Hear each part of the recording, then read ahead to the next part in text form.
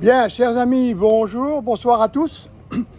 Je voudrais tout d'abord vous dire un grand merci. Pourquoi? Parce que il n'était pas évident d'avoir autant de monde ce soir, étant donné les réactions d'un certain nombre d'entre nous, des réactions de déception, voire de découragement, après les résultats de la présidentielle. Et donc, je suis très heureux que vous ayez malgré tout gardé l'espoir et que vous soyez ici ce soir pour accueillir notre candidat que je vais vous présenter tout à l'heure. Parce que, comme l'a dit Éric Zemmour, certains ont dit que nous étions morts au soir du premier tour des présidentielles. En fait, nous ne sommes pas morts, nous sommes nés.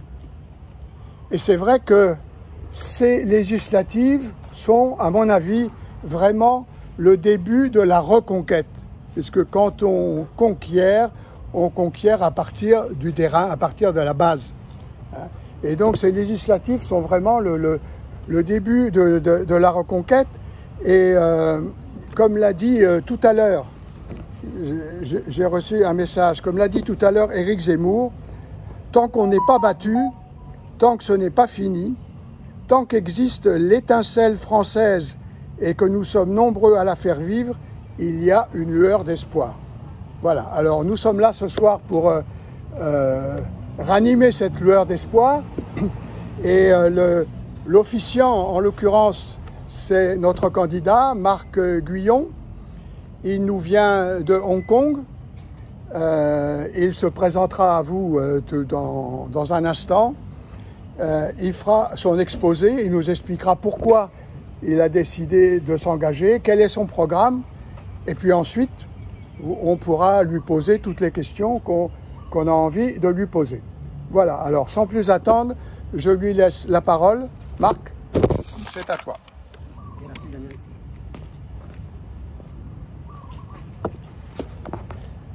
Ok, bonjour à tous. Un grand merci Daniel pour ton accueil et ainsi que Gérard d'avoir contribué à cette organisation. Je suis très heureux d'être ici parmi vous aujourd'hui dans ce cadre magnifique. Merci à Gilles aussi pour nous recevoir à Pool of Siam. Voilà, donc cette réunion est la dernière que je fais en Thaïlande. Et bon voilà, je pense qu'on finit bien et dans un cadre plus convivial. Donc toutes les précédentes réunions, c'était dans des hôtels, des salles de réunion. Et voilà, quand Daniel m'a dit non, c'est mieux de faire ici à Pool of Siam, c'est là où il faut être. Donc j'étais un petit peu, je me demandais si c'était une bonne idée au début, mais finalement c'était une très bonne idée. Donc un grand merci à Daniel pour cette organisation. Voilà. Donc aujourd'hui, je voudrais pas être trop long, c'est surtout pour qu'on puisse échanger entre nous. Bien entendu, je vais vous présenter voilà, mon parcours, qui je suis, parce que je pense que voilà, contrairement à Phuket, où j'ai l'habitude d'aller souvent, c'est les premières fois que je viens à Pattaya. Là, c'est la deuxième fois, mais je suis venu pour la première fois il y a 2 semaines, où on s'est rencontrés. Donc en fait, Pattaya, c'est assez nouveau pour moi. Et voilà, je suis là aussi pour faire connaissance avec vous. C'est pas juste pour me présenter, c'est aussi pour mieux vous comprendre et ensuite mieux vous représenter et mieux défendre vos intérêts. Je ne sais pas si beaucoup d'autres candidats vont venir à Pattaya, mais en tout cas, je suis là pour ça sur le terrain. Voilà. Alors, en ce qui me concerne, je m'appelle Marc Guyon, j'ai 38 ans, je suis né, j'ai grandi à Marseille. Mes parents sont nés au Vietnam. Voilà, je suis d'origine franco-vietnamienne et chinoise. Mais ma mère est d'origine chinoise, née au Vietnam. Mon père était franco-vietnamien. Voilà, donc tous les deux sont nés au Vietnam. Ma mère faisait partie des Boat People. Elle a fui le Vietnam communiste. Ce qui me touche plus particulièrement dans cette campagne, parce que voilà, on a une candidate communiste dans notre circonscription. Bon, j'en reparlerai. Et donc, elle a fui le communisme pour arriver en France. Et dès le début, mes parents ont fait le maximum pour s'intégrer et même pour s'assimiler, comme le dit Éric Zemmour. Voilà. Et depuis, je dirais même qu'ils étaient même un peu extrêmes dans cette conception de l'assimilation. Par exemple, quand j'étais petit, je me rappelle quand ils me parlaient des élections, du vote, parce que j'essayais de comprendre qu'est-ce que c'est que le vote, à quoi ça sert. Ils me disaient, bah, écoute Marc, il faut qu'on vote, parce que c'est comme ça que ça se passe en France, parce que ça ne se passe pas comme ça au Vietnam. Mais en France, il faut voter. Si on ne vote pas, ils vont nous renvoyer chez nous. Ils vont nous renvoyer au Vietnam. Voilà. Alors, bien entendu, ce n'est pas vrai. Hein, mais d'ailleurs, je ne sais pas s'ils me disaient ça sérieusement. Mais je l'ai cru quand j'étais petit. J'ai dit, oula, il faut... En fait, j'ai eu cette mentalité, cette philosophie, je pense, de faire le maximum pour faire comme les Français, et même plus que comme les Français, parce que je voulais absolument qu'on devienne français, pas que sur le papier, mais dans le comportement et dans la vision des autres. Voilà. Et voilà, donc ça fait partie des petites anecdotes qui montrent qu'en fait, dans notre famille, elle a toujours été très attachée à la France.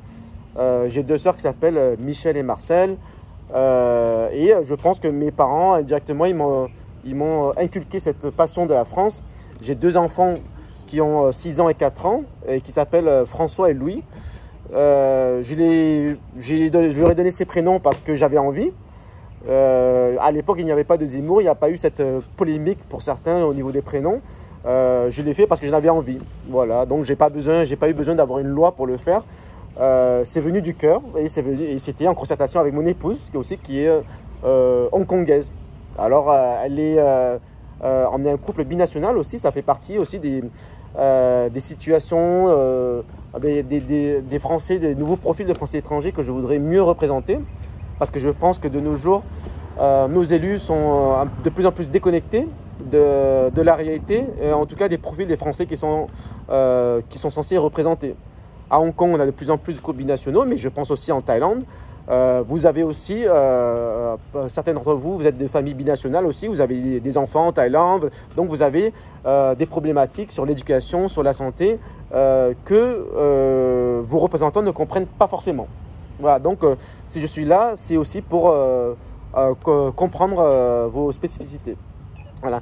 Mais en tout cas, mon épouse n'est pas francophone, elle va bientôt l'être, je l'espère, le plus tôt possible. Ils sont à Hong Kong, là, ils attendent mon retour, j'espère, enfin pas trop tard.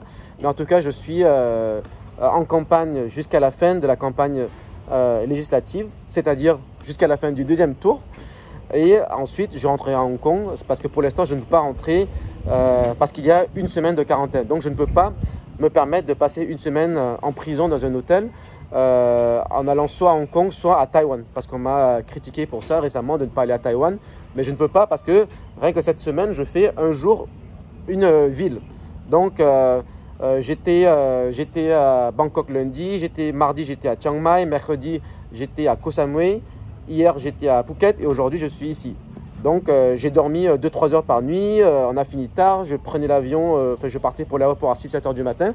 Et je risque de ne pas tenir longtemps comme ça. Mais en tout cas, voilà, le temps est compté. Je veux faire le maximum pour être sur le terrain.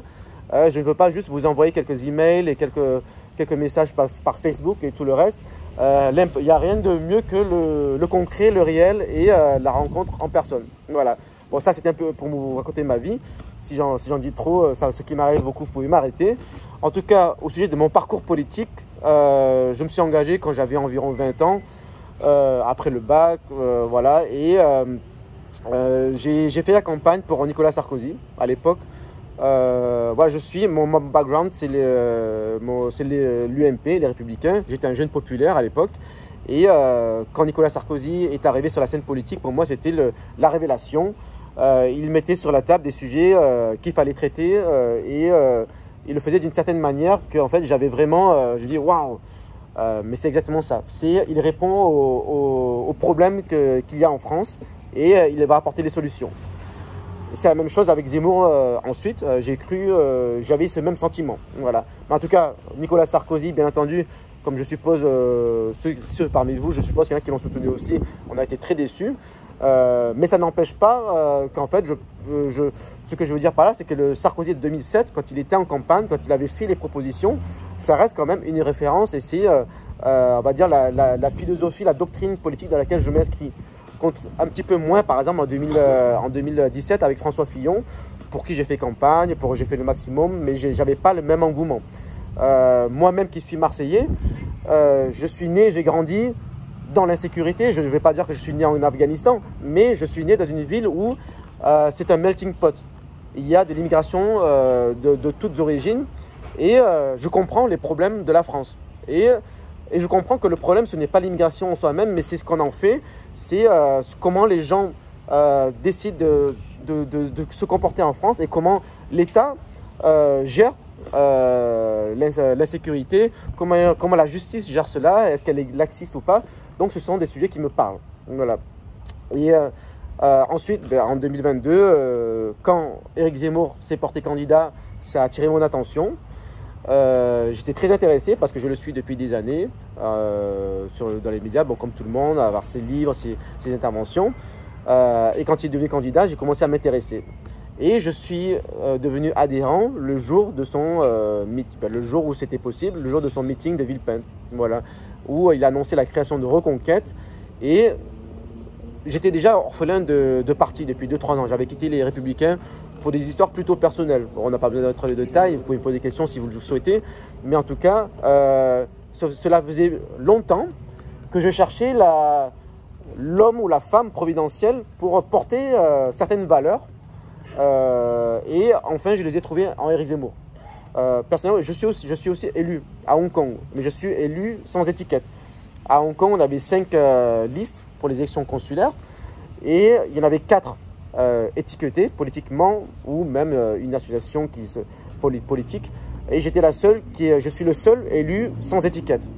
Donc ça faisait quelques années que j'attendais le bon mouvement, le bon parti ou la bonne personne pour porter nos valeurs. Et j'ai trouvé ça chez Éric Zemmour. Malheureusement, comme vous le voyez, comme vous le savez, les Français en ont décidé autrement. Malheureusement, je pense aussi que la démocratie a ses limites, dans le sens où c'est pas parce qu'on est démocratique qu'on fait toujours les bons choix. François Hollande a bien été élu en 2012 et Macron a bien été élu en 2017-2022. Ce n'est pas parce que le peuple français l'en a décidé que c'est la bonne solution. Moi, je ne crois pas ça. Je ne remets pas pour autant en cause la démocratie. J'y suis attaché. Mais il y a des zones où on peut faire des améliorations.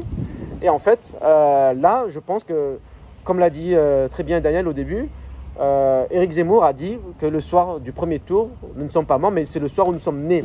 Et c'est le nouveau mouvement qui est né. Donc, et vous le voyez aussi, j'étais à Paris il y a 2 semaines environ, pour une journée de formation pour législative. J'ai rencontré quasiment tous les candidats, enfin je les ai vus, j'en ai rencontré beaucoup, et je peux vous garantir qu'il y avait une telle ferveur, une telle mobilisation, en tout cas des candidats, que ça m'a vraiment boosté et donné envie d'être là, parmi vous. J'aurais pu choisir de passer juste rapidement à Phuket et Bangkok, mais j'ai voulu aller à Pattaya, à Koh Samui et tout le reste. D'ailleurs, dans mon planning très serré, au début, j'ai failli ne pas venir à Pattaya et j'ai très vite changé d'avis parce que je savais que j'allais me faire taper dessus par Daniel.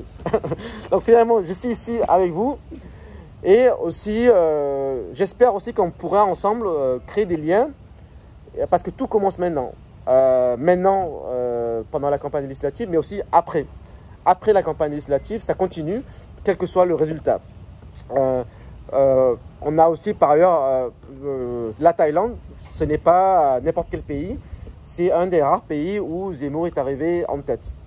C'est peut-être même il n'y en a que 2, je crois que c'est Israël et ici. Donc voilà, vous pouvez être fiers du travail accompli en Thaïlande, même si les résultats à Bangkok sont un petit peu différents. Mais globalement, la Thaïlande est un modèle. Donc je suis là un petit peu en pèlerinage pour comprendre les spécificités ici et de propager la bonne parole, ensuite le reste de l'Asie, de l'Océanie et de l'Europe orientale. Comme vous le savez, la circonscription est très grande, c'est la plus grande du monde. Elle va de l'Ukraine. L'Ukraine et la Russie font partie de notre circonscription et ça va jusqu'à tout à l'est, après l'Australie, la Nouvelle-Zélande, même les îles Fidji. Je ne sais pas s'il y a beaucoup de Français aux îles Fidji, mais voilà, ça va, c'est la plus grande au monde. Donc, je suis ici aussi, j'espère qu'on pourra se souder. Je sais que plus on est nombreux, plus c'est difficile de s'organiser. Je sais que la communication n'est pas toujours facile entre les Français de Pattaya et les Français du Sud ou du Nord, etc. Mais j'espère qu'ensemble, on pourra créer vraiment un mouvement soudé en Thaïlande. Là, par exemple, j'étais à Chiang Mai il y a 2 jours et il ne s'est pas passé grand-chose.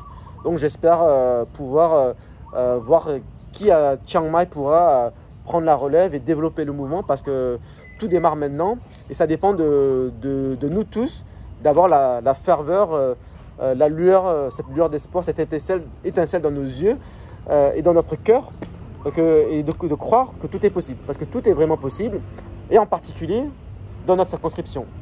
Dans notre circonscription, la 11e circonscription des Français de l'étranger, Éric Zemmour a fait 13,5%. C'est beaucoup plus, c'est presque 2 fois plus qu'en France, il a fait 7%. Donc, ici, tout est possible. On a un espoir d'être au 2e tour et de gagner et d'avoir la circonscription. Surtout que, pour vous le rappeler, c'est surtout une élection de mobilisation. Parce que, contrairement au présidentiel, il y a déjà beaucoup d'abstention au présidentiel, mais de mémoire, en 2017, il y avait 25% de participation. C'est-à-dire que ceux qui votent pour les législatives, c'est beaucoup ceux qui y croient, ceux qui sont mobilisés, ceux qui croient encore en la France, ceux qui croient encore qu'on peut changer les choses. Et moi, j'y crois. Je veux dire par là qu'en fait, s'il y avait presque 50% de participation au présidentiel et qu'il y en a 25% aux législatives, et que par contre, nous tous, nous sommes mobilisés alors que les autres se démobilisent, nous pouvons renverser la table, nous pouvons créer la surprise. Et c'est ce que nous allons faire. Et je dirais même plus, nous votons une semaine avant la France, nous votons le 5 juin, enfin à partir du 27 mai par Internet, jusqu'au 5 juin. Alors le 6 juin, ce que je pense va arriver, et j'espère que vous le penserez aussi, le 6 juin, nous tous, nous allons découvrir les résultats et nous allons voir que nous serons même en tête dans notre circonscription et ça va envoyer un message fort aux Français de France qui n'auront pas encore voté le 12 juin. Ils vont voir, ah mais tiens, Reconquête en Asie, ça a bien marché, alors pourquoi pas nous? Et là, ça va mobiliser tout le monde en France. On va gagner beaucoup de sièges en France et je vais peut-être un peu loin en disant quand vous allez écrire, on va écrire l'histoire, mais c'est un petit peu ça. C'est-à-dire que on se rappellera qu'il y a une dynamique qui aura été créée, qui aura démarré en Asie, où on aura voté le 5 juin, grâce à vous tous, là, ici devant moi, et parce que vous y avez cru, et vous avez lancé la dynamique, et grâce à vous, vos amis de France y ont cru aussi. Voilà, ça c'est le sujet le plus important. C'est pour ça que je suis là aussi à Pattaya et en Thaïlande. Parce que j'ai des amis qui voient la politique comme une addition du quelques calculs mathématiques. Ils me disent ouais, ça sert à rien d'aller en Thaïlande, tu peux aller rapidement un jour et après là où tu dois aller, c'est là où il y a beaucoup de gauchistes en Australie, etc. Pour convaincre. Mais moi je n'y crois pas. Moi je pense qu'on est surtout dans une élection de mobilisation. Ou alors on n'est pas là pour convaincre de voter pour la bonne personne. Après, bien sûr on est là pour ça aussi, mais on est là pour convaincre de voter. Il faut aller voter. C'est très important parce qu'il faut y croire encore. Ce n'est pas parce qu'on est loin de la France, loin des pays, que en fait, les problèmes ne sont plus là. On est pour toujours attaché à la France et rattaché à la France dans tous les sens du terme. On a tous de la famille en France. On va tous rentrer en France plus ou moins en vacances. On a un lien fort avec la France. La France nous manque encore plus parce qu'on est loin d'elle et on est parfois encore plus patriotes de la même manière que certains immigrés sont plus patriotes encore parce qu'ils ont fait des efforts pour devenir français. Mais nous, Français de l'étranger, loin de la France, loin de notre patrie, la France nous manque encore plus, je le pense. Et donc, ces élections sont très importantes. On va y arriver. Okay, donc, je suis là pour vous mobiliser, pour vous convaincre qu'on peut faire ça ensemble. Donc, je suis là. Posez-moi toutes les questions que vous voulez. On a toute la soirée. Et enfin, je suis content de finir dans ce cadre merveilleux parce qu'en fait, je vais pouvoir un petit peu… voilà, demain matin, je ne vais pas avoir un avion à 6 h du mat'. Voilà. Ok. Voilà, je suis à votre disposition. J'ai peut-être mis quelques points. Vous avez une question. Vous avez quoi comme formation Ah, très bonne question. Alors en fait, j'ai pas noté aujourd'hui, j'ai oublié. Très bonne question, voilà. Donc je vais parler un petit peu de ma vie personnelle et politique. Je vais pas parler de ma vie professionnelle. J'ai un parcours assez classique pour un Français de Hong Kong. J'ai fait une école de commerce, j'ai fait un master en finance. J'ai travaillé quelques années dans la finance d'entreprise, pas la finance de marché. Je suis pas un trader, etc. J'étais en contrôle de gestion, l'équivalent d'un comptable. Voilà, j'analysais les coûts et les revenus dans les entreprises. Pour pas qu'on fasse n'importe quoi avec le budget. Et là, j'espère pouvoir le faire avec le budget de la France, qu'on ne fasse pas n'importe quoi avec l'argent public, l'argent des Français, et qu'il soit utilisé à bon escient. Voilà, comme vous le savez tous, il y a beaucoup de ressources publiques qui sont gaspillées, et alors qu'elles pourraient être redirigées vers de bien meilleures fins utiles. Voilà. Et en tout cas, mais ce n'est pas que ça. J'ai en 2015 suspendu et finalement arrêté ma carrière de la finance d'entreprise pour me consacrer à ma passion qui est les arts martiaux. Donc ça me tient aussi à cœur d'être en Thaïlande parce que c'est le pays de la boxe thaï, mais je suis un combattant de MMA, ça se voit pas comme ça, mais je suis même un combattant professionnel, je fais combat pro. Je suis pas à l'UFC, je suis pas au plus haut niveau, mais je le suis quand même. Si vous cherchez mon nom dans les réseaux sociaux, vous trouvez des photos et des vidéos de combat en cage. D'ailleurs, c'est drôle parce que j'ai un militant au Japon qui a fait des recherches sur moi, qui a trouvé une photo où je me bats contre quelqu'un qui est au sol, je mets des coups de poing alors qu'il est au sol, et il a mis marque Reconquête, et après le gars qui est au sol, il a mis NUPES, majorité présidentielle, etc. C'était marrant, voilà. Mais ça fait partie aussi des nouvelles méthodes de communication, et là on est, je pense que c'est pour ça que j'y crois aussi.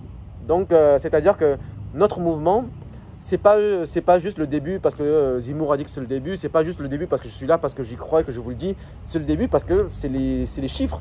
Le résultat des présidentielles, on sait tous qu'il est faussé parce qu'il y a eu la guerre en Ukraine, parce qu'il y a eu un vote utile.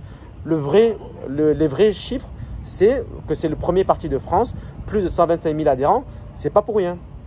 550 candidats aux législatives, dont environ 500 on s'est vu à Paris dans une extrême bonne ambiance. Sur motivation, ce n'est pas pour rien.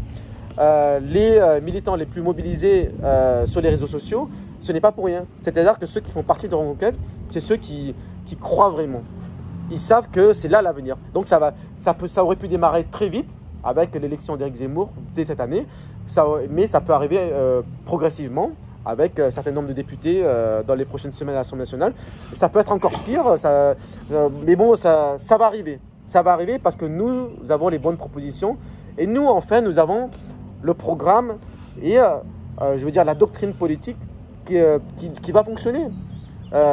On sait tous que les gouvernements, on va dire la droite de gouvernement ou la droite républicaine, comme elle s'autoproclame à tous les coins de rue, a trahi la droite depuis toujours même, en faisant une campagne à droite, mais une fois au pouvoir, ils gouvernent à gauche ou au centre. Hein, parfois, il n'y a pas beaucoup de différence. Et le Rassemblement national, je salue au hasard, au passage, mon ami Eric Minet, que j'aurais bien aimé voir ici à Pattaya ce soir, mais il est parti en France. Il s'est échappé. Je plaisante, mais bon, voilà. En tout cas, le Rassemblement national n'a aucune chance d'être au pouvoir un jour. Entre autres aussi à cause du programme économique. Je suis moi-même résident à Hong Kong, voilà, j'ai plutôt un profil école de commerce. Le programme économique de Marine Le Pen ne tient pas la route. Et beaucoup de Français le savent, et beaucoup de Français de l'étranger aussi, surtout. C'est une raison pour laquelle Marine Le Pen a fait un très mauvais score à l'étranger. Dans notre circonscription, elle a fait 5%. Elle n'a pas fait 20 et quelques pourcents. Donc, le score du Rassemblement national dans notre circonscription, il montre qu'en fait, tout vote pour le RN, surtout en Thaïlande, je sais qu'il y a beaucoup de votes RN, ça ne sert à rien. Ça sert à une chose, ça sert à donner 1,64 € par an au parti. C'est pour sauver la boutique, c'est tout. Je vous demanderais simplement de ne pas faire l'erreur de Zemmour. Ici, vous avez beaucoup de gens comme moi. Je vote des faits depuis 1973. Pardon, qui? Oui, on est au courant. Je vote des faits depuis 1973. Oui. Et je vote Marine Le Pen, non pas parce que c'est Marine Le Pen. Je vote parce que quand on vote pour un parti qui a des idées. Alors moi je suis Zemmour, hein, je suis un des plus premiers encartés. Hein. Mais vous avez voté Zemmour au premier tour? Non, j'ai voté Marine parce que je savais que Mélenchon, mais je savais que Mélenchon était là. Non, vous avez suivi le vote utile. D'accord. Ouais. J'ai fait l'école politique communiste à Paris. Moi je suis un ancien communiste, hein. Je vous parle de ça de 1947. Hein. Donc je sais ce que c'est que la politique. Donc moi j'ai réfléchi, j'ai dit non, le problème c'est pas Zemmour, c'est Mélenchon. C'est pour ça que j'ai voté Marine. Alors je vous demanderai de ne pas faire l'erreur de Zemmour et de Marine. Nous sommes des gens avec les mêmes idées. vous référez à Sarkozy. Sarkozy est un sale con que je connais personnellement. Non, non, mais je vous dis, je le connais personnellement. J'ai rencontré, j'ai voté pour lui, Non, mais c'est pour vous expliquer. Non, mais c'est pour vous expliquer. Ne vous référez pas à des trucs comme ça. Nous avons un mouvement avec les mêmes idées. Ne faites pas de session entre ceux qui votent Front National et ceux qui sont. Je suis Éric Zemmour. D'accord, J'ai bien compris. Allez-y doucement sur la partie parce que là, Zemmour comme Marine, ils ont été assez cons pour se battre l'un contre l'autre. Point barre. Alors je suis d'accord avec vous. Oui, on a compris. Non, mais merci pour votre témoignage. Je pense que c'est important parce que j'ai besoin de savoir aussi. Oui, oui. Non, mais non, mais le monsieur a oui, le monsieur a raison de s'exprimer. Et d'ailleurs, je dirais même que pour le Rassemblement national, finalement, le vote utile, il a été vrai. C'est-à-dire que s'il n'y a pas eu ce vote utile, on aurait eu un second tour Macron-Mélenchon. Donc finalement, je ne peux pas dire que c'était faux, c'était vrai. Donc grâce à vous, monsieur, on a eu un deuxième tour Macron-Le Pen. Bon, ça n'a pas servi à grand-chose parce qu'elle a perdu quand même, mais grâce à vous, on a évité le deuxième tour avec le communiste. Et puis je vous arrête, je ne dirai plus jamais rien. Ne parlez plus de démocratie. Quand un parti fait 40% du voix et qu'il aura 7 députés, ne me parlez pas de démocratie, ne me parlez pas d'état de droit. Et c'est ça aussi où Zemmour ne s'est pas battu. Vous voyez ce que je veux dire? Donc là, la démocratie, on sera encore battu là, vous inquiétez pas. On va encore perdre. On sera encore minoritaire. Je n'en suis pas certain. Moi, à mon âge, je vais vous dire, je serai bientôt mort, parce que je suis près de 90 ans quand même. Hein. Donc je serai bientôt mort. Hein. Et ben, on verra. On dirait pas, parce que vous me semblez avoir beaucoup d'énergie. Hein. Vous en avez encore pour longtemps. Oui, je suis un ancien militaire, comme beaucoup de gens ici. Mais en tout cas, pour revenir à ce sujet, je pense que c'est très important. J'ai toujours été pour l'union des droites. Il faut être unis. Il ne faut pas partir des unis, mais à la fois Éric Zemmour et Marine Le Pen, et pas que, Nicolas Dupont-Aignan, tous étaient là. On ne va pas aller dans les détails, mais c'est vraiment honteux qu'on n'ait pas pu partir unis. Donc et d'ailleurs, j'en veux pour preuve que j'espère qu'il ne m'en voudra pas d'en avoir. Comment ? Oui, ils veulent tous la première place, ou alors ils veulent juste sauver leur boutique. Et il y en a même qui me disent que Marine Le Pen, finalement, elle n'est pas sûre de vraiment vouloir être élue. Elle veut juste, elle est contente à sa place. Elle est bon, je sais pas. Je ne suis pas dans sa tête et je ne veux pas être dans sa tête. Je ne veux pas faire voilà. Mais en tout cas, voilà. Ce qui est sûr, c'est qu'il y en a qui sont des. Ce qui est sûr, c'est qu'il y en a qui vivent de ça. Ce sont des professionnels de la politique, soit en tant qu'élus. Par exemple, les Républicains, ils veulent garder leur place, soit en tant que dans leur parti. Donc, en fait, pourquoi aujourd'hui on a un candidat RN dans la circonscription alors qu'il sait très bien qu'il n'a eu aucune chance d'être élu? C'est pour les financements publics. Et ils ont besoin des financements pour payer les salariés au siège du RN, etc. Donc, ils ont besoin de sauver la boutique. Voilà. Comment? Est-ce que vous le connaissez, le représentant FN? Où ça, ici? Oui. Bien sûr. Je vous en ai parlé. Éric Minet? C'est qui est là? C'est Minet? Oui. Bon, Minet, il est bien parce que, alors je le connais, parce que lui c'est un asiatique, hein, je sais. Bon, Éric c'est un type bien, mais bon. Je suis d'accord avec vous, c'est un type bien. Et il faudrait essayer de trouver un accord avec lui peut-être. Alors je vais vous expliquer puisque vous me posez la question. Et, bon, de toute façon, j'allais y venir rapidement. Je connais Éric Minet depuis des années. Oui, il est gentil, c'est un vrai mec. Tout à fait, je suis tout à fait d'accord avec vous. Je connais Éric Minet depuis des années et on a fait le maximum pour l'union des droites. Voilà. Donc lui, Éric Minet, j'espère qu'il ne m'en voudra pas d'en parler, mais il était censé être le candidat RN dans la circonscription. Et on a discuté ensemble, on a failli travailler ensemble. Mais dans tous les cas, quand j'ai eu l'investiture et que j'y suis allé, et quand j'ai essayé de faire l'union avec le RN, travailler ensemble, et les LR, lui, il a fait la même chose. On a essayé de travailler avec Thierry Mariani, dont j'étais le délégué en 2017. J'étais son représentant à Hong Kong pour les élections.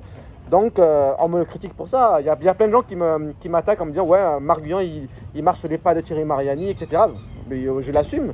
Mais en tout cas, je trouve qu'il a fait du bon travail de terrain. Il était là, il venait sur le terrain. Voilà. Donc après, l'histoire a fait qu'il y a eu la vague macroniste. Il y a pas mal de mouches ici. Mais bon, en tout cas, avec Éric Minet, on a toujours été pour l'union des droites. Donc, si Éric Minet n'est pas là, candidat du RN, c'est parce qu'il a refusé de se présenter contre moi. Parce que c'est mon ami. Mais, malgré tout, le RN, comme ils veulent sauver la boutique, ils ont mis quand même quelqu'un, je ne sais pas qui c'est donc je ne vais pas parler, mais bon, je sais qu'il est conseiller élu en Russie et il a accepté d'être candidat et bon voilà, mais en tout cas ce que je veux vous dire et que j'espère que vous pourrez dire à vos amis RN, monsieur s'il vous plaît, ce que je veux vous dire c'est que vous avez le droit d'avoir une attache sentimentale pour le RN, vous avez le droit de soutenir.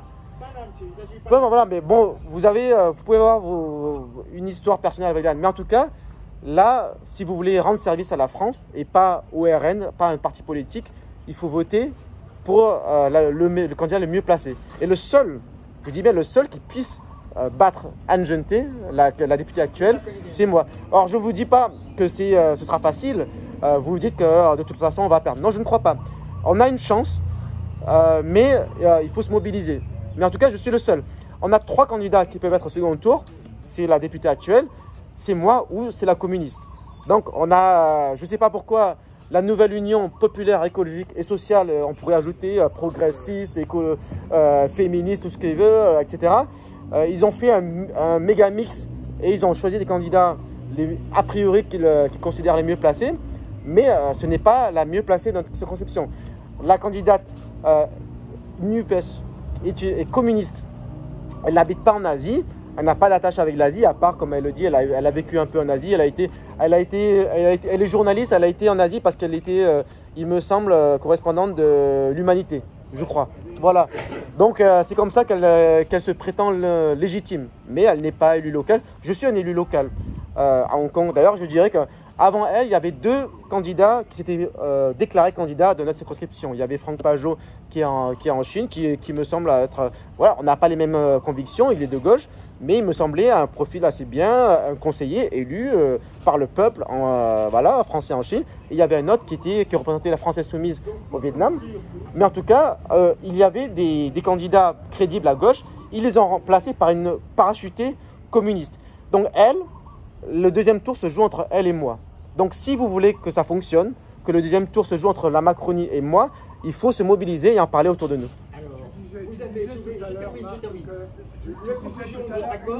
Alors Daniel, c'est lui le boss ici. Voilà, tu disais tout à l'heure que la Thaïlande était un exemple oui. au niveau des résultats des élections présidentielles. Je crois qu'en matière d'union des droites, on pourrait aussi considérer que la Thaïlande est un exemple. Parce que, comme tu le rappelais tout à l'heure, les rapports que nous avons avec le RN et avec Éric Millet notamment sont plus qu'amicaux. Hein, et je sais qu'il y a parmi nous ici des gens qui sont aussi proches de Florian Philippot. Donc on est tous ensemble ici et tout se passe très bien. Si ça se passait pareil ailleurs et notamment en France, ça serait, je crois, très bénéfique pour la droite. Pour la France, tout simplement. Voilà, pour la France. Alors, je voudrais poser une question parce qu'il y a dans nos rangs beaucoup de gens qui se plaignent, des rapports, de nos rapports avec le secteur bancaire en France, avec la sécurité sociale en France, avec les caisses de retraite, etc. Qu'est-ce que tu penses qu'un élu des Français de l'étranger peut faire dans ce domaine-là? D'accord. Alors déjà, pour revenir sur ta remarque, oui, donc même à Hong Kong, j'ai un de mes adhérents Reconquête qui est un ancien militant de Florian Philippot. Donc, pour revenir sur l'union des droites, rapidement, nous sommes, nous, sur le terrain, ceux qui veulent ça. Mais toujours, tous les autres, et même à gauche, comme je vais en parler, chez les communistes, chez la Nouvelle Alliance, sur le terrain, il y a des gens de gauche qui sont respectables, qui sont nos opposants, mais ils sont respectables, qui font du bon boulot sur le terrain, mais qui se font éjecter à cause de magouilles parisiennes qui décident que c'est une candidate communiste qui doit être en Asie. Alors ça, c'est ce qui se passe à gauche. À droite, on a des partis qui veulent subsister, qui veulent exister. Donc il y a même d'ailleurs une candidate qui représente Florian Philippot dans la circonscription. Voilà. Il y a 3 candidats de droite, enfin 4 si on inclut la candidate LR. Mais en tout cas, on a une candidate LR, il y a nous-mêmes, il y a le candidat du RN et il y a une candidate, Tapaeva, je ne sais plus comment, en tout cas, elle représente Florian Philippot. Et avec le soutien de Nicolas Dupont-Aignan. Ça, c'est typiquement une candidature qui ne sert à rien. Bon, excusez-moi encore de ce juste terme. C'est une candidature qui ne sert qu'à financer leur parti. Voilà, je ferme la parenthèse. Ensuite, maintenant, Daniel, tu me poses une question, ça c'est des questions de terrain, dans le sens où on va, en dehors de la politique nationale, il y a des particularités des Français de l'étranger. Donc, j'ai reçu énormément de questions ces dernières semaines et même ces dernières années, parce que je suis moi-même un élu à Hong Kong. Je reçois des questions sur la fiscalité, sur la santé. Ça peut être un petit peu différent avec les Français de Thaïlande, mais bon, c'est très similaire. Ce que je peux vous dire, c'est que je ferai le maximum pour voter dans l'intérêt des Français de l'étranger. À l'inverse, la députée actuelle, toutes les mesures en faveur des Français de l'étranger, elle a voté contre. Donc, depuis le début, CSG-CRDS, donc ça aurait pu empêcher l'imposition de vos revenus locatifs en France. Elle a voté pour, alors que les Français d'Asie étaient tous contre. Même la gauche est contre, alors que la gauche, normalement, elle est pour les impôts, pour l'assistanat. Il faut bien le financer, cet assistanat. Donc, elle est contre ces impôts. Mais après, bon, je ne dis pas ça pour la défendre, mais finalement, elle a été obligée de voter pour ces impôts parce qu'elle était là elle était à la botte du gouvernement. Donc, quel est son rôle? Elle est là pour voter pour. Elle est là pour appuyer sur le bouton pour quand le gouvernement propose quelque chose. Le gouvernement veut imposer les Français de l'étranger sur les revenus locatifs, elle vote pour. Le gouvernement veut vous empêcher d'avoir la carte vitale, pas mal de choses, elle vote pour. Donc, tout ce qui va à l'encontre de vos intérêts, mais dans les intérêts du gouvernement français, elle vote pour. Donc finalement, son rôle n'est pas de servir les Français qui l'ont élue, elle est là pour servir les Français qui nous gouvernent. Voilà, donc là, on a une chance, et donc je pense qu'il faut la saisir, on a une chance de changer cette situation. Donc je ne dis pas qu'il faut croire qu'on va renverser la majorité présidentielle, mais au moins, si on a un député sur les 577, en tout cas au moins un, qui va porter la voix des Français d'Asie, Océanie, Europe orientale, qui va mettre les problèmes sur la table et qui s'est battu et que les militants se sont battus pour, oui, vous ne serez pas battus en vain. Ça aurait été un combat difficile parce que je serais venu ici aujourd'hui pour vous convaincre de vous mobiliser, pour en parler à tous autour de vous, même à vos amis en France qui ne votent pas pour ici. Je ne me bats pas que pour mon petit siège dans la circonscription, je me bats aussi pour la France. Donc j'espère que vous en parlerez à tous vos amis qui sont en France, parce que les députés, les candidats Reconquête en France ont besoin aussi de votre soutien. Donc nous, si nous obtenons les sièges que nous obtiendrons, c'est parce que nous nous sommes battus, c'est parce que nous avons fait le maximum nous y avons cru jusqu'au bout. Et là, voilà, ce sera mérité. Par contre, qu'est-ce qu'ils ont fait, les députés de la majorité présidentielle? Vous voyez, en fait, celui qui a tout fait, c'est le président Macron. Voilà, eux, qu'est-ce qu'ils ont réussi de plus dans leur vie que d'être au bon moment, au bon endroit? Ils ont négocié, ils ont eu l'étiquette, ils ont été élus, et puis voilà. Et depuis 5 ans, qu'est-ce qu'ils ont fait? Est-ce qu'ils ont débattu? Est-ce qu'il y a eu des débats intéressants à l'Assemblée nationale? Non, il y a eu quelques débats, bien entendu. Il y a eu des confrontations sur les gilets jaunes, etc. Mais au final, le seul job qu'ils ont fait, c'est voter pour à tout ce que propose le gouvernement. Donc, et maintenant, qu'est-ce qu'ils font maintenant? Maintenant, ils se présentent de la majorité présidentielle. Et d'ailleurs, maintenant, c'est encore plus drôle parce qu'on n'a pas une candidate de la majorité présidentielle, on en a 2. Donc, je ne sais pas si vous avez dû recevoir les emails, mais il y a un candidat qui s'appelle Pascal Gentil, qui est sans doute, d'ailleurs, je vais peut-être le rencontrer demain, qui a l'air d'être un brave type. Mais en tout cas, il se proclame de la majorité présidentielle. Mais il est en dissident, il est élu à Pékin, il a été élu sur une liste En Marche, mais maintenant il est dissident, il est contre, ou en tout cas face à, il m'a critiqué parce que je dis qu'il était contre, il est face à cette députée. Donc on a 2 candidats de la majorité présidentielle. Et voilà, donc c'est à nous de se mobiliser. Comment? Un socialiste, un communiste. Ah non, il n'y a pas de socialiste, il y a juste une communiste. Pascal Gentil, c'est quoi?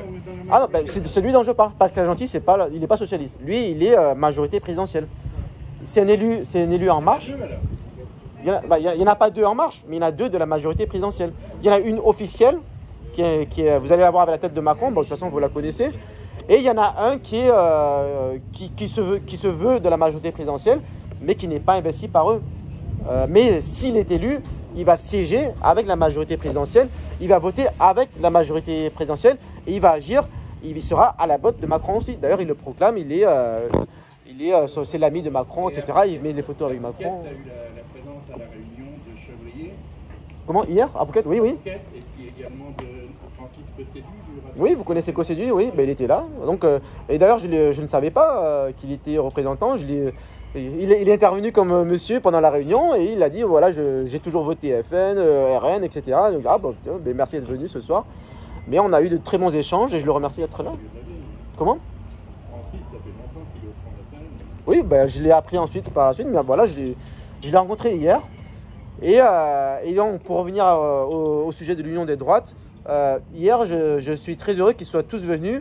Il y avait Christian Chevrier, le président du conseil consulaire, mais il y avait aussi Patrick Gasquet, le responsable LR à Phuket, et il y avait Francis Cossédu, le responsable du RN.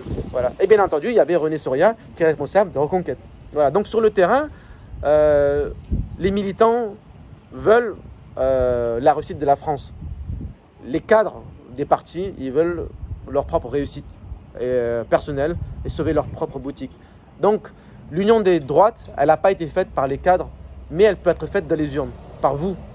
Donc, vous tous, si vous vous mobilisez, on peut faire cette union des droites. On peut ignorer ce qu'ils disent au siège, voilà, ils veulent sauver leur... Ils ne sont pas sur cette... Mais nous, ce qui compte, c'est les urnes, au final. Donc, ça va arriver, il faut y croire. Et... je vous le dis, le soir du 5 juin, le 6 juin, on va créer la surprise. Et plus que la surprise, on va créer la dynamique. Et voilà, et vous vous rappelez de ce soir du 19 mai, on est le 19, le 20, on est le 20 mai à Pattaya, où on en a parlé, où on y a cru. Et après, on en a fait une réalité. À nous de convaincre maintenant les gens du Front National. Moi, je vais les convaincre. Ben, un grand merci à vous. De deux personnes que je connais très bien, qui sont des amis, Mariani et Néné. Non. On peut toujours convaincre les gens. Moi, je vais vous dire, je suis comme de ceux du Front National qui est reproché à Zemmour d'avoir attaqué Marine. Je vous le dis, mal attaqué tout le moins. Il y avait une autre façon de faire. Mais ceci dit, je suis pour Zemmour. Mais le problème, c'est pas d'être pour Zemmour. Le problème, c'est de gagner. Ben, là, on est d'accord. C'est ça qu'il faut faire. À la présidentielle, c'était pas pareil. Parce que je vous ai dit pourquoi j'ai voté Marine. Non pas parce que Marine, mais parce que François Mélenchon. Là ici, nous pouvons avoir dans l'Asie un rapport de Zemmour. Et Genentech, elle a une chose que vous n'avez peut-être pas dit, elle n'est apparue que dans les médias pour faire la promotion de Macron, mais elle ne s'est pas occupée de nous, sinon de signer au bas de la feuille quand il fallait nous taxer ou autre. Hein. Ben ça, on est d'accord. Hein. Oh si, elle a quand même fait des visios sur Internet. Bon, voilà. Mais en tout cas, vous parlez de Mariani, vous n'avez pas besoin de le convaincre parce que je sais qu'il est convaincu. Oui. On a les mêmes opinions. Le problème, c'est que c'est pas lui qui décide. C'est Jordan Bardella, c'est Marine Le Pen. Mariani, c'est un homme très intelligent. Il est coincé parce qu'il a l'étiquette RN, il ne peut pas dire n'importe quoi. Enfin, il ne peut pas dire ce qu'il veut. Mais lui, il a compris ce qu'il faut faire. Donc, vous, par contre, vous pouvez le convaincre de rejoindre Reconquête. Ça, j'aimerais bien. Et avec Minet aussi. Vous savez pourquoi Mariani est au Front National? Parce que j'étais dans toutes ces réunions, je lui ai pris la tête dans toutes ces réunions. Ah, c'est à cause de vous? C'est le responsable. Parlez-lui de moi. Je lui disais, mais comment? Pourquoi tu n'es pas au Front National? Il était LR à l'époque. Oui, je sais qu'il était LR. Et tous ses collègues, virez-le, tout le monde, virez-le. C'est pareil pour Chirac. Hein. Ben, je lui dirai. Quel est votre nom, pardon, s'il vous plaît? Je m'appelle Guy Ternoir. Comment? Guy Ternoir. Guy Ternoir. Thierry Mariani, si tu m'entends, voilà, tu as le salut, tu as les bonjours de Guy Ternoir. Je prends une vidéo d'ailleurs, si ça vous dérange pas. J'enregistre. Est-ce que ça vous dérange si vous êtes dans la vidéo? Je vais montrer au public parce que je la diffuserai après. Voilà, bonjour à tous. Voilà, je prends les autres questions.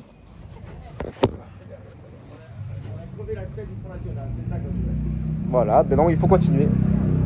Il n'y a pas d'autres questions? On commence à manger et à boire? Ah oui, monsieur. Hors politique, ben on est là pour faire connaissance, donc il n'y a pas de problème. Alors, une chose... Alors, qui c'est le MC qui donne la parole?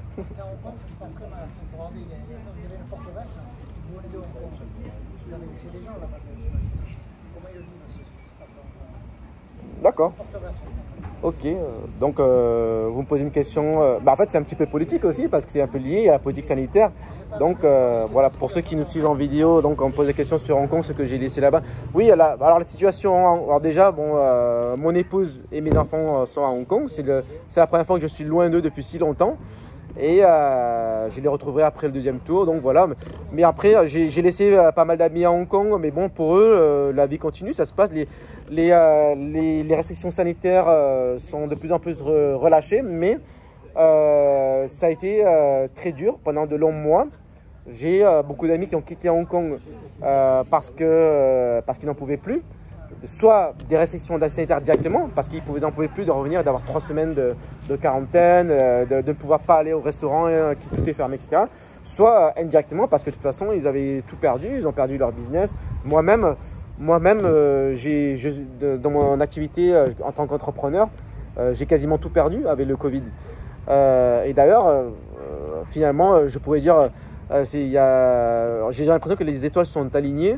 Parce qu'en fait, j'ai fermé ma deuxième plus grosse entreprise juste avant d'avoir l'investiture Reconquête. Donc, je ne l'ai pas décidé, bien entendu, mais c'est un drôle de hasard. C'était peut-être un signe qu'il fallait que je sois disponible après avoir suspendu mes activités professionnelles à temps plein pour servir la France, pour faire quelque chose pour la bonne cause. Voilà. Ensuite, je ne sais pas si votre question concernait plus la politique chinoise aussi ou...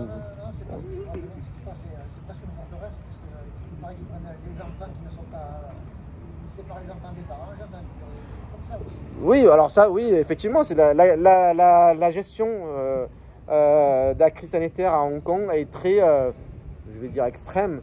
Effectivement, il y a même des gens que je connais qui ont des enfants en bas âge, même 2 ans, 3 ans, voilà, qui ont été contaminés et en fait, ils sont gardés à l'hôpital et ils n'ont pas le droit d'être avec les parents. Et d'ailleurs, c'est pourquoi beaucoup de Français ont quitté Hong Kong, parce qu'ils ne voulaient pas être dans le même cas, dans la même situation. Parce qu'ils ont failli, ils avaient pour projet de tester tout le monde, toute la population, mais vraiment toute la population, au test obligatoire. Finalement, ils ont laissé tomber parce qu'ils ont vu que tous les expats partaient. Presque, mais la Chine, elle ne teste pas forcément tout le monde. À Hong Kong, ils voulaient tester tout le monde, toute la population. Voilà. Là, après, la Chine, là, maintenant, il y a notre problème, c'est que la politique du zéro Covid, elle reste en place. Et j'ai des amis qui sont à Shanghai en ce moment, qui sont coincés dans leur appartement depuis 1 mois et demi. Et d'ailleurs, Shanghai, c'est la seule ville au monde où on n'a pas pu voter pour les présidentielles. Donc les Français de Shanghai, ils ont environ 4500 inscrits, ils n'ont pas pu voter. Et d'ailleurs, ils pourront, bon, là, par contre, pour les législatives, du coup, ils pourront voter parce qu'elles votent par Internet. Quand vous étiez à Paris pour votre formation, comment vous avez trouvé l'ambiance parmi les candidats futurs comme vous et le bloc Reconquête? Alors l'ambiance du bloc Reconquête, pour moi en fait l'ambiance du bloc Reconquête c'est un peu la même chose que l'ambiance des candidats, parce que c'était un événement de candidats, il n'y avait que les candidats. C'est pas comme si c'était un meeting où j'ai rencontré beaucoup de militants, mais d'après les retours que j'ai, et parce que j'ai revu aussi des amis qui sont militants mais qui ne sont pas candidats du coup, donc pour répondre à votre question, l'ambiance est bonne, donc il y a un espoir qui est né. Je dirais même plus que bonne, parce que j'ai une amie, Johanna, si elle nous voit, d'ailleurs j'ai parlé d'elle encore déjà il y a quelques jours, ça m'a marqué parce que je l'ai revue à Paris. Je l'ai rencontré à Londres quand on a fait la campagne pour Sarkozy à l'époque. Désolé de faire mention de Sarkozy encore, mais on avait fait campagne de Sarkozy en 2012 et donc on était à fond LR, enfin UMP à l'époque, et maintenant elle a voté Éric Zemmour, mais elle n'était pas adhérente et elle a adhéré à Reconquête après la défaite. Donc je trouvais ça un petit peu bizarre, mais tiens, c'est bizarre, j'aurais imaginé que certains se démobilisent après, mais non, elle a adhéré à Reconquête après les présidentielles, parce qu'elle croit vraiment que c'est le début et que c'est maintenant qu'il faut soutenir le parti et comprendre que voilà, la mobilisation commence maintenant, ce n'est que le début. On est la droite d'avenir, c'est nous l'avenir. LR, c'est le passé, ça ne sert plus à rien maintenant. Voilà, n'hésitez pas. Oui, monsieur, vous avez une question.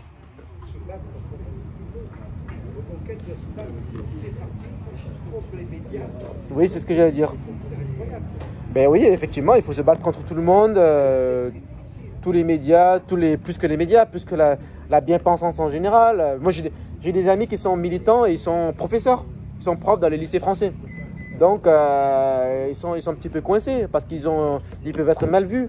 Et puis moi-même, j'ai été élu l'année dernière conseiller des Français étrangers à Hong Kong sur une liste apolitique. Alors souvent, quand les gens voient quelqu'un d'apolitique, ils croient que c'est quelqu'un qui est tout mou, qui est un peu centriste, qui a un petit peu des idées à gauche, à droite. Et voilà. Et donc, quand je me suis engagé pour Éric Zemmour, ils ont dit « Oh là là, mais Marc, tu montres enfin ton vrai visage, mais en fait, on ne te connaissait pas comme ça, mais tu es un vrai facho, tu es raciste, et je suis plus fréquentable. » Alors qu'ils me connaissent depuis des années. Ils savent très bien que je ne suis pas raciste, je ne suis pas facho, etc. Et comment est-ce que je pourrais être raciste moi-même, je suis issu de l'immigration. Mais parce que je me suis engagé pour Éric Zemmour, et donc leur opinion a totalement changé. Et ça, c'est ce qu'il faut combattre aussi. Que les îles des Antilles ou la Réunion, ils ont voté majoritairement pour Zemmour, alors qu'on dit soi-disant qu'il est raciste. Oui, mais parce que là-bas, ils sont, excusez-moi du terme, mais ils sont pas cons. Voilà, en Outre-mer, ils ont bien voté. Et puis, ils ont compris la mascarade, je pense, du gouvernement actuel, qui ne se préoccupe pas des dom-toms. Voilà. La position de M. Zemmour par rapport à la guerre en Ukraine, est-ce que ça ne lui a pas porté préjudice dans l'opinion française? Oui, bah alors là, les raisons de la défaite, on peut en parler pendant des heures. Et moi-même, parmi mes amis et militants, parmi les autres candidats que j'ai rencontrés, on a des avis différents. Moi, je pense que oui, la guerre en Ukraine a été le tournant. Bon, tout le monde ne peut pas être d'accord, voilà. Mais pour répondre à votre question, parce que vous me posez la question, moi je pense que oui, et pas que directement et indirectement. Il y a des raisons directes qui font que, je vais juste dire ce que j'ai. Il y a des raisons directes qui sont que il y a dans l'esprit de beaucoup de Français, Zemmour était pro-russe et donc donc ça c'est une raison, mais c'est pas la seule. Il y a d'autres raisons qui sont par exemple la forme. Donc moi je dis souvent qu'Éric Zemmour est un pionnier, c'est un bon auditeur, il met les problèmes sur la table. Après, maintenant, il faut aussi savoir être un bon vendeur. Il faut présenter le packaging. Et donc, en fait, le fait qu'il y ait une guerre en Ukraine, ça a développé des sujets comme les réfugiés ukrainiens sur lesquels, moi, personnellement, j'aurais dit autre chose. Mais je suis d'accord avec Zemmour dans le fond. Mais dans la forme, en fait, il a été diabolisé sur ça. Donc la journaliste lui pose la question, il dit quelque chose, il dit que tout à fait juste, que la plupart des Ukrainiens veulent être en Pologne avant de rentrer chez eux. Mais en fait, il est un peu piégé. Il y a une journaliste qui dit « Mais alors, vous assumez de dire ça d'attaque ?» Alors lui, comme il est très authentique, c'est pas un homme politique, c'est un homme vraiment qui dit ce qu'il pense. Donc lui, il a des principes et il dit « Ben voilà, j'assume. » Voilà, et ça, je pense que ça a donné ce résultat. Mais bon, voilà, on a tous des avis différents. Je pense que c'est une combinaison de facteurs. Et ensuite, il y a le vote utile, bien entendu. Voilà, on a monsieur qui a voté Marine Le Pen. Voilà, donc c'est un ensemble de facteurs. Mais je pense, je pense qu'on ne peut pas dire, que la guerre en Ukraine n'ait joué aucun rôle dans le résultat de la présidentielle. On ne peut pas dire ça. Moi, je pense pas. Oui, parce que l'opinion est manipulée. Il y a eu les informations hier. Ils commencent à parler de guerre en Ukraine. L'Amérique a commencé de dire ah oui, mais on sera obligé, on ne pourra pas les virer. Vous savez, c'est l'information. Moi, je suis pro-russe. Hein. Oui, c'est sûr. Parce que quand on met des bases américaines autour de la Russie, je suis contre. C'est tout. Je ne suis pas parce que je suis pro-russe. Oui, mais ça n'a rien à voir avec pro-russe. C'est juste qu'on comprend qu'ils se sentent menacés. Oui.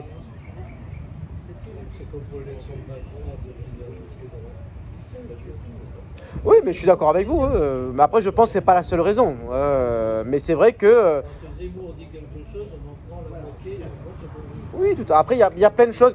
Zemmour est un ancien journaliste.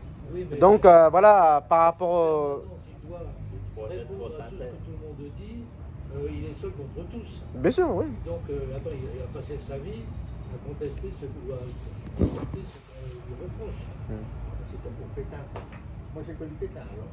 Bon, allez. La majorité des politiques qui sont tous un peu mentés, notamment dissédants. Zemmour était trop droit, n'importe quoi. Voilà, bon, je vous dis un petit peu tout, mais après on continuera à discuter là. Ah oui, monsieur. Oui, c'est pas une question que je voulais poser, c'est simplement que je vous remercie d'être venu. Merci à vous. Vous féliciter quand même de votre intervention très pertinente, enfin, à mes yeux, voire même brillante. Voilà, c'est la première fois que j'adhère à un parti, je suis un primo adhérent. Ben, bravo. Donc j'ai été séduit par Éric Zemmour, voilà. Et je rejoins parfaitement ce que vous avez dit. Bah super. Et puis je dois peut-être faire une petite parenthèse, nous avons certains points communs parce que je vais prendre de plus que vous, mais Mes parents n'étaient pas votre people, mais je suis né au Vietnam, d'une mère vietnamienne, d'un père français et qui a fait la guerre de Chine. D'accord.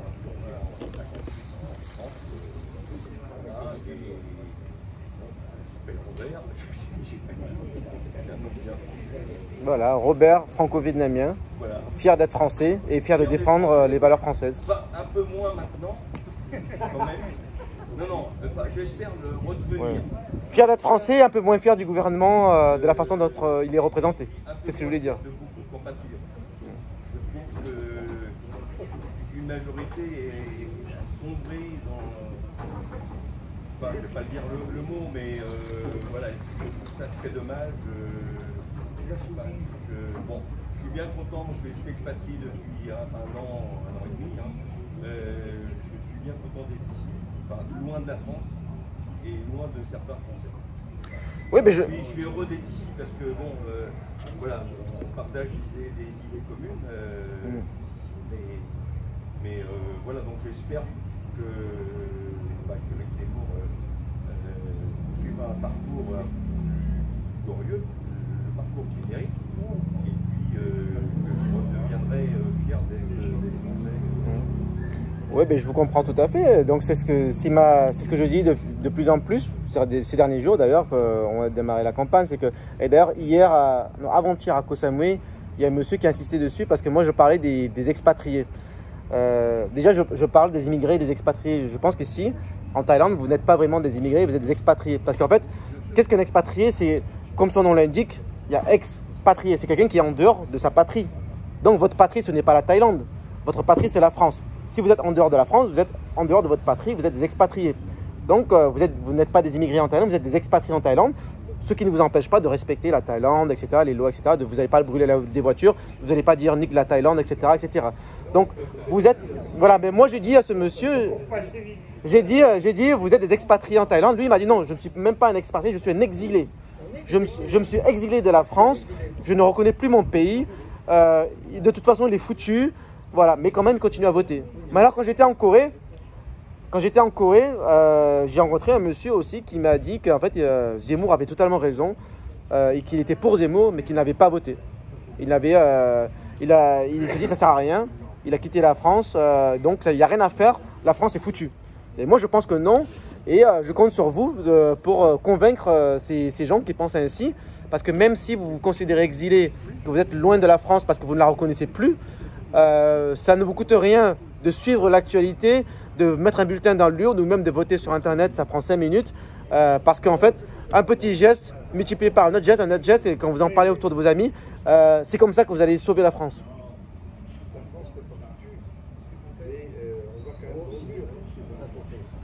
Ouais, elle va droit dans le mur, mais ça ne veut pas dire qu'elle peut encore changer de trajectoire et retourner dans le droit chemin.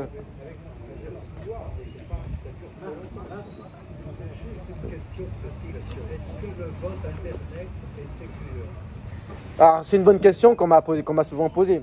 Alors, entre parenthèses, à ce sujet, je sais qu'on doit recevoir un mot de passe, etc., par SMS, comment ça se passe pour la procuration? Donc, je vais recevoir un mot de passe pour moi. Non. Je vais vous répondre. J'ai compris votre question, vous n'avez pas besoin de finir. J'ai compris. Déjà, le vote par procuration, c'est comme le vote pour les présidentielles. Si vous avez une procuration, c'est pour une procuration pour aller à l'urne. Ce n'est pas une procuration pour voter par Internet. Donc si vous avez une procuration, vous êtes obligé d'aller voter à l'urne. Donc vous devez y aller en personne. Le vote par Internet, c'est un vote personnel. Donc alors moi, par exemple, j'ai 3 procurations, je peux voter 4 fois, mais je ne vais pas être à Hong Kong. Je ne vais pas être à Hong Kong pour voter, donc je vais voter par Internet, mais je vais demander à ceux qui m'ont donné une procuration de voter par Internet pour que leur vote soit pris en compte. Ou alors d'annuler la procuration qu'ils m'ont donnée, de la donner à quelqu'un d'autre qui sera à Hong Kong. Mais en tout cas, si vous avez donné procuration, vous pouvez encore voter par Internet. Donc le monsieur qui vous a donné, ou la dame qui vous a donné procuration, si vous ne pouvez pas aller voter à l'urne, la personne peut encore voter par Internet. Donc une fois que vous avez voté par Internet, la liste est mise à jour. Parce qu'en fait, déjà, le vote Internet se termine quelques jours avant le vote à l'urne. Le vote par Internet se termine quelques jours avant. Une fois que vous avez voté par Internet, c'est écrit sur la liste. Monsieur, voilà, moi, par exemple, je vais voter par Internet, ce sera écrit sur la liste à Hong Kong, Marc Guyon a voté par Internet. Il ne peut plus voter à l'urne. Donc, je ne peux pas tricher, je ne peux pas voter 2 fois. Voilà. Donc, si voter par Internet, c'est fait, vous n'avez plus besoin d'aller à l'urne. Voilà. Ensuite, est-ce qu'il est sûr? Ça, c'est une question éternelle. Moi, je ne veux pas être, je vais pas dire complotiste, mais moi, je pense qu'il est plutôt sûr. Mais voilà, je ne sais pas. Je n'ai pas la science infuse. J'ai été élu l'année dernière. C'était par vote Internet. J'ai constaté que le vote par Internet était le même, ou quasiment le même en termes de pourcentage que le vote à l'urne. J'ai même pensé que ceux qui votaient par Internet, il y aurait plus de personnes qui voteraient pour moi. Mais en fait, non, c'était vraiment le même. Donc, je ne pense pas qu'il y ait de fraude. Mais voilà, je ne suis pas un expert dans ce domaine. Voilà, mais en tout cas, je pense qu'il faut le vote par Internet. Je suis plutôt pour, parce qu'il permet à beaucoup de gens de voter qui n'iraient pas à l'urne. Et je pense d'ailleurs pour ces élections, parce que notre mouvement est celui qui croit le plus en la France, et c'est le mouvement qui a le plus de ferveur, c'est le mouvement qui est le plus mobilisé, le vote par Internet va nous permettre de gagner. Donc, M. Trump n'était pas d'accord. Comment? M. Trump n'était pas d'accord. Oui, mais après, les Américains, ils veulent gérer ça un peu différemment. Donc, Monsieur Trump, il n'avait pas que le vote par Internet, lui avait le vote électronique à l'urne, dans les bornes, pas l'urne, dans les bornes. Donc ça, c'est un petit peu différent. Notre vote par Internet, je pense qu'il est plus sécurisé que celui des Américains, parce que ce n'est pas des machines physiques qui le font, c'est envoyé par Internet, et il y a un cryptage, c'est crypté, etc. Et d'ailleurs, il y a un vrai dépouillement qui se fait, et Reconquête, notre parti, nomme quelqu'un à Paris pour un scrutateur peut-être, mais en tout cas pour superviser les opérations de dépouillement. Donc il y aura une clé, il y a un cryptage qui sera, il faudra rassembler, il faudra connecter pour savoir qui, non pas qui, mais pour quel candidat tel vote va. Donc a priori c'est sûr. Mais dans tous les cas, j'ai envie de vous dire, c'est trop tard, il faut voter. Donc on ne peut pas aller en arrière. On peut se poser la question pour la prochaine élection. Mais là, l'urgence, c'est de mobiliser, d'aller voter. Oui. Ces gens là qui ont perdu leur travail, à cause qu'ils ne veulent pas être vaccinés, est-ce que un député sur les faire pour faire quelques gens de pratique? D'accord. Alors, au sujet de ceux... D'accord, oui, donc à ce sujet, pour ceux qui ont perdu leur travail, les infirmiers, les médecins, etc., qui ont perdu leur travail parce qu'ils ne sont pas fait vacciner, déjà, je peux vous dire la position du parti qui est claire. Éric Zemmour a dit depuis toujours qu'il les réintégrerait. Bon, il y a un petit peu de bruit, mais bon, tant pis. Donc, ça c'est clair. Après, comme vous le savez tous, l'élection présidentielle est passée, donc c'est plus d'actualité. Par contre, ce qui est d'actualité, c'est qu'il y a législative. Donc, qu'est-ce qu'un député peut faire? Au moins, il peut ouvrir sa grande gueule. Donc, c'est ce que je ferai. Donc, si c'est la députée macroniste qui est élue, elle va suivre ce que fait le gouvernement. Je ne sais pas, enfin si, je sais ce qu'ils vont faire. Ils vont continuer leur politique en termes de restrictions sur le vaccin, etc. Mais si c'est moi qui suis élu, je monterai au créneau et je prendrai compte de ceux qui sont... qui avaient qui étaient sur la même lignée qu'Éric Zemmour sur ce sujet, sur la vaccination, et ceux qui ont perdu leur travail sur ce sujet. Je trouve que c'est pas juste. Voilà, j'espère que ça répond à votre question. Bien sûr, oui. Moi encore plus, moi-même dans mon domaine, je suis personnellement impacté parce que je suis dans un domaine qui a été directement impacté par le Covid. J'ai perdu mon business à cause de ça. Mais même avant de le perdre, j'étais contre le pass sanitaire. J'avais pas envie que mes membres soient obligés de se vacciner pour aller aux entraînements. Moi-même, je me suis vacciné, pas parce que j'en avais envie, mais parce que j'avais pas le choix. C'est ce qui me fait vivre. Si je ne suis pas vacciné, je ne peux pas aller dans mon club pour travailler. Donc je me suis fait vacciner. Mais si j'avais pas le choix, je ne me serais pas fait vacciner. Je ne pense pas être en danger, je ne pense pas être une personne à risque, je ne l'aurais pas fait. Mais je l'ai fait uniquement parce que j'étais obligé. Et à Hong Kong, maintenant, si on n'est pas vacciné, on ne peut pas aller au restaurant, on ne peut pas aller au bar, on ne peut rien faire. Et on ne peut pas travailler, en tout cas dans mon domaine. Voilà. En tout cas, je suis contre tout ce qui oblige les gens à faire quoi que ce soit. Ceux qui veulent se faire vacciner, ils peuvent se faire vacciner. Mais ceux qui ne veulent pas se faire vacciner, il ne faut pas qu'ils soient pénalisés pour ça. Voilà. C'est sais pas en Asie, mais en Thaïlande, il y a quand même pas mal de gens qui sont morts du vaccin. Mais nous, ici, c'est affiché. On sait les noms, on sait les personnes. En Asie aussi, en Chine, je sais pas, mais finalement, au bout d'un moment, il faut bien mourir de quelque chose. Moi, j'ai pas peur de mourir. Finalement, voilà. 20 ans qu'il meurt parce qu'il a été piqué, ça fait chier. Voilà. Ça, c'est un autre sujet. Je suis d'accord. Ouais. Moi, j'ai eu le Covid. Je n'ai pas fait de rappel de rien. Je suis pas mort. Ok. Comment? Voilà, je pense que ce que je vous propose, c'est que bon, on va continuer à échanger toute la soirée, on va prendre un verre, on va manger. Mais par contre, je vais donner la parole à Gérard pour conclure. Ouais, c'est très court. Ben voilà, ben tu peux venir. Gérard, notre responsable reconquête pour la Thaïlande, que je remercie. Voilà, merci à tous. Merci.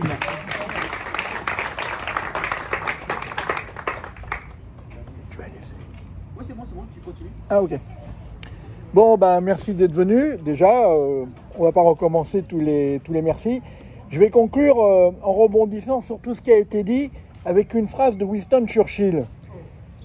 Il a dit « Jamais un aussi grand nombre de gens, il parlait des Anglais, n'en devront autant à un aussi petit nombre. » Et il parlait des pilotes de chasse de la RAF pendant la bataille d'Angleterre. Eh bien, en quelque sorte, nous sommes ces pilotes de chasse de la RAF de juin 40, parce que Reconquête, eh ben, c'est le mouvement qui va sauver la France. Et Marc est l'un de nos chefs d'escadrille, en quelque sorte. Et c'est grâce à lui que Reconquête va faire valoir ses idées, que les Anglais, ils ont mis 4 ans, presque 5 ans pour gagner. Bon, ils n'ont pas gagné seuls, bien entendu. Eh bien, nous, ça sera pareil. Nous allons gagner avec les amis du Rassemblement National, avec tous ces gens-là. Nous finirons par gagner et la France devra beaucoup de choses à nous. Et la Thaïlande, en quelque sorte, eh bien, c'est une sorte d'aérodrome et c'est de là que vont décoller les pilotes pour gagner cette bataille. Voilà. Je vous invite à passer au bar, il y a le pont.